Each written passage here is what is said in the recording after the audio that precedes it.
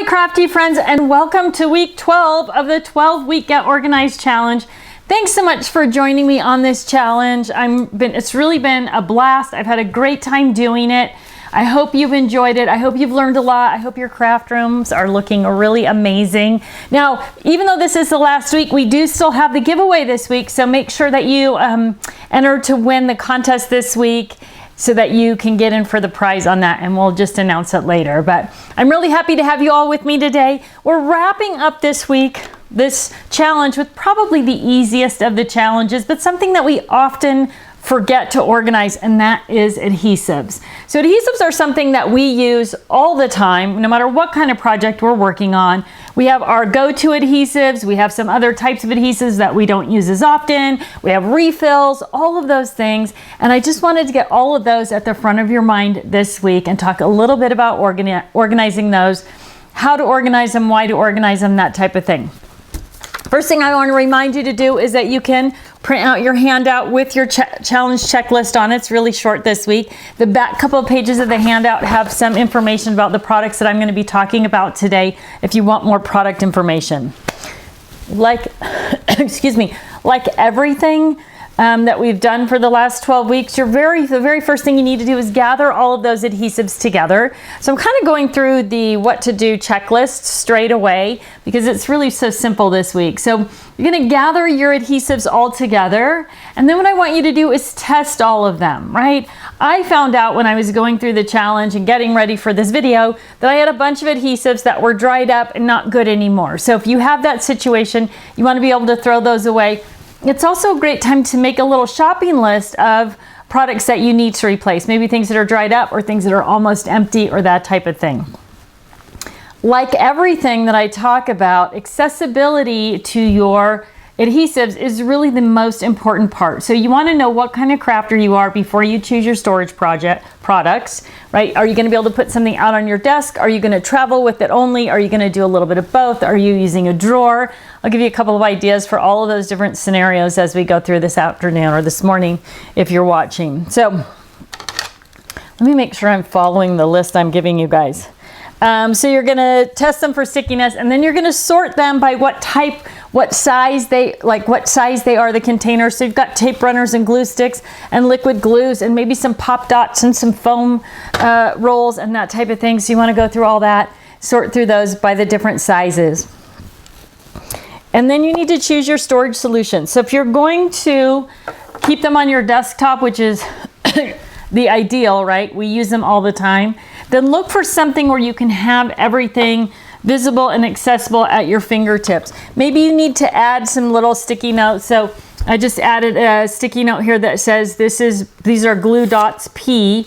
And P for me, when it comes to adhesives, means permanent, and if it has an R after it, it means repositionable. So I've also labeled some of my tape runners that same way, right? Permanent, or just a big P, R for repositionable.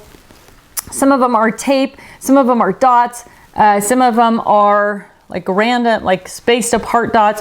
So I've just kind of put a little notice on there so I know when I'm grabbing one of those adhesive runners exactly what it is that I'm choosing, right? So I just do it with the Sharpie. Whatever you can see, here's a permanent one. I just have a big P on the end of it for permanent. So it just makes it that much easier to find what I need quickly and easily. Same thing with adding some sticky notes for glue dots. So if you're using something like this, where you've got all of your different adhesives right at your fingertips, super simple, super visual, great if you have a desk that you have easy reach, right? We talked about tool storage last week. If you've got your tools lined up in this is a die stamp and supply, this is a 4-level stadium arranger. And then you've got your die stamp and supply organizer or your ditto bag loaded up with all your tools. Now you've got this whole assortment of things that you use all the time right in front of you on your desk. Now, if you have tons of adhesives and you have to backstock some of those, something like a buddy bag. So this is the Kirsten Buddy Bag. And as you can see, I have got a ton of different foam tapes, right? So this is my backstock of those foam tapes, those rolls of adhesive.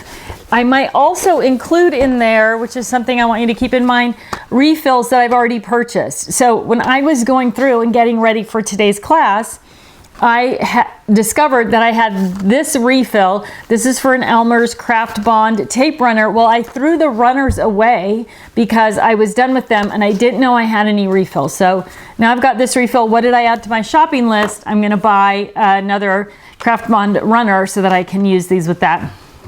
Something like that is probably gonna get stored right here in my Kirsten Buddy bag, along with my back stock of foam tapes and double-sided tape and that type of thing. If you're not using something like this on your desktop, if you're organizing maybe on a shelf or in a drawer, there's a lot of great options out there. This little box right here, this is our 4x6 fab file, but you could use anything similar. And all I've done is I've taken, let me pull these pockets out so you can kind of see them better here, is I've taken a set of the 4x6 pockets and I've just labeled them with the different sizes. This one popped off here. Of, well, these are pockets, right? So these are so another thing that gets lost, your memory pockets, right? So these are all labeled with the different sizes of memory pockets so that I can find them. So I store my memory pockets right with adhesives.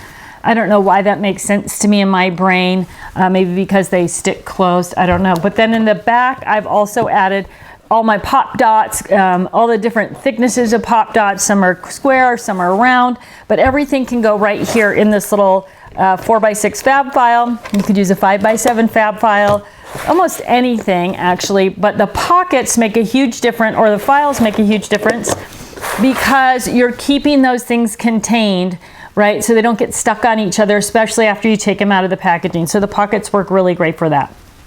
Something like that is going to work well and come often on your shelf easily. And if you travel with your supplies, it's easy to grab a small container like this and drop it into your rolling tote or your crop tote, whatever you're taking with you. There's a couple of buddy bags that work great for just things like tape runners. So here's another, you can tell I'm a tape runner junkie, right? I've got so many of them. So this is a perfect easy access. This is a Gale Buddy bag, but I can open it up on my desktop and just grab things right in and out of it as I need them, close it up in my tote, or if I have a drawer, if I'm using a drawer for storage, I can take a couple of buddy bags, maybe Gail's gonna be one of them, put it in the drawer, and now I'm using it as a drawer organizer. So think about that. Whatever tool you're using, may not be buddy bags, might be some other type of tool. Think about, can you use it in your buddy bag, in your drawer as a drawer organizer, as well as take it with you if you like to go to crops and classes. So last but not least, first thing I'm gonna do is turn off my phone. Sorry about that. Last but not least though, in the options for what you can use would be something like, I know I have right here. This is our Slide Stash and Store box number 2, right? So these come in 6 different sizes and they're just one is the smallest, 6 is the largest. You can see the big variety of adhesives I've got in this as well, right? So everything from tacky glue, Elmer's glue, double-sided sticky tape, spray, even undo, don't craft without it, all right here. So this is a Slide Stash and Store. Now, the nice thing about Slide Stash and Store is it can slide onto your shelf like a buddy bag, or like a buddy bag, it could go right into your drawer so you can keep your drawer organized as well. So it works as a drawer divider as well as something that you might put on your shelf. All right, so that is how fast and easy it's going to be this week to get your adhesives organized. You need to find them all, test them out to see if they're sticky, group them by size, shape, type, and then decide what type of organizer. Are you going to use something that leaves them out on your desk like this? Do you need something like buddy bags or fab files for long-term store? Oh, I didn't even talk about something like this. So this is a hot glue gun holder, obviously.